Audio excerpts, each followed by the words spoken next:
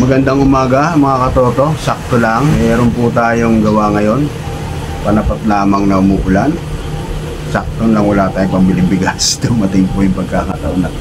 Sabi nga nila, kapag ka mabuti ka raw tao, kapag ka dumarating na nasusukol ka na ng pangangailangan, bibigyan ka ni Lord. Saktong-sakto lang talaga ibibigay siya kung nangangailangan ka. Dumating ngayon yung magpaprepare. Tropa natin yan, no? Pulis na siya ngayon. Dati kalaro ko lang sa basketball yun eh. Masyado daw malaki yung laylayan niya. Gagawin nating 8 kasi 9.30 to. So magbabawas tayo ng 1.30. Ayan, 1.30. Ano ba? Ayan, 9.30 kasi yan, no?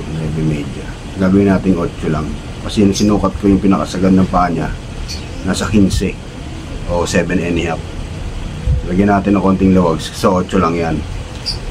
Tapos ang sabi niya, yung mahaba daw po ng konti, kaya babawasan natin. Siyempre mas snappy, mas maganda. Ganyan po talaga kapag ka pulis o kaya militar ka, dapat medyo snappy.